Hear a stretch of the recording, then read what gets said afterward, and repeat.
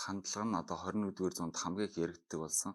Миний ойлгож байгаагаар хандлага гэдэг бол бид нар өнөөдөр юу бодож байна те юу ямар үйлдэл хийж байна тэр бүх зүйл маань хандлагаар илэрэн гарч идэг.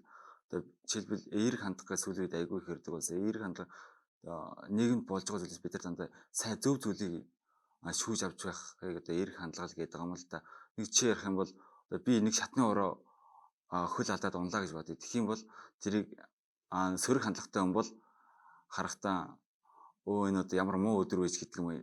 Энэ шатны боллоо, энэ хүний буруугаас боллоо гэдэг.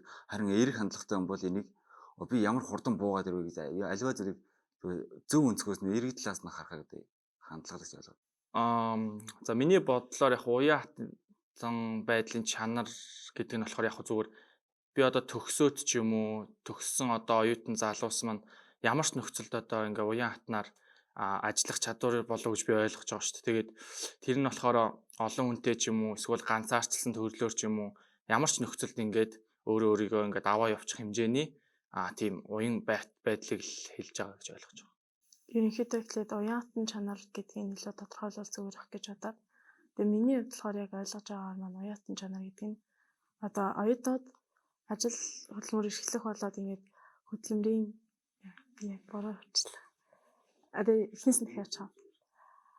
Ерөнхийдөө миний ойлгож байгаагаар бол уян хатан чанар гэдэг нь ер нь ингээд хөдөлмөр эрхлэлтийн орчинд буюу одоо тухайн ажлын орчин, хамт олон эсвэл ажлын ачаалч гэдэг юм уу, дааж буй хариуцлага гэх мэт энэ бүгдэд ингээд тодорхой хэмжээнд өөрөө хариуцлагатайгаар шилжиж чадах нөхцөл юм болов гэж бодоод байгаа.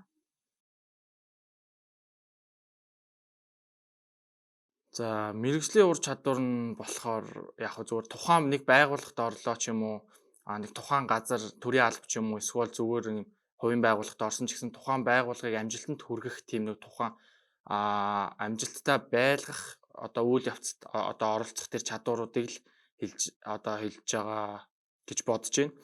Тэгээ тэрэнд нь юу багтах вэ гэхээр одоо жишээ нь ингээл энгийн хүмүүсийн ойлгодог компьютерч юм уу, хэлний мэдлэг ч юм уу, тухайн мэрэгжилтэй ингээд байх одоо хандлах ч юм уу тэр зүйлс одоо орох болов гэж бодож байна.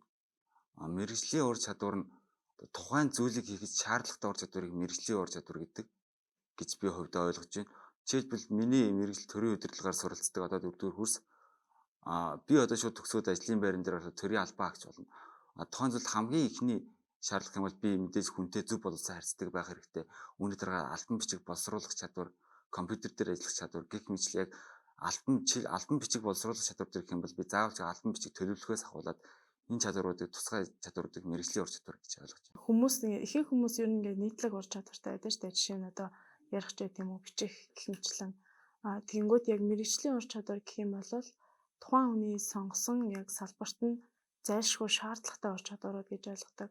Жишээ нь би одоо олон улсын харилцаагаар суралцдаг гэхэд надад яг миний салбарт мэргэжлийн ур чадвар буюу зайлшгүй шаардлагатай ур чадвар маань гадаад хэлний мэдлэг, гадаад хэлний ур чадвар гэдэг юм уу яг тухайн салбарт зайлшгүй хэрэгтэй ур чадвар гэж ойлгодог.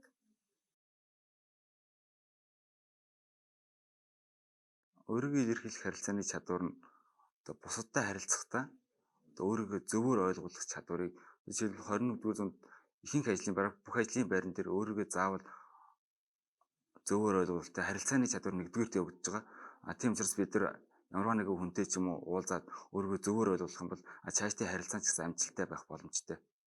Ер нь бол өөрийгөө ойлгох харилцааны чадвар гэдэг бол яг харилцааны чадвар дотор хамгийн чухал хэсэг нь гэж боддог. Ингээл хүн болгон өдөр болгон л хүмүүс ингээ хоорондоо харилцаж байдаг. Тэр болгонд ингээд өөрийгөө ойлгож чадахгүй яваад байвал мэдээж маш хэцүү. Тэгээ цаашдаа нэг ажил хөдөлмөр хамт олонны дунд ороход аюу хэцүү. Тийм учраас яг харилцааны хамгийн чухал, хамгийн анхан шатны хамгийн нэн тэргүүний чадвар гэж боддог. Тэгээд ер нь бол ингээд хүмүүс ингээд зарим зүйл дээр би жоохон нэг талын үзэлтэй магадгүй ер нь өөрийгөө ойлгуулахын тулд хүмүүс зөвхөн ингээд өөрийгөө бусдаас жоохон хойно тавьбал зүгээрх гэж боддог.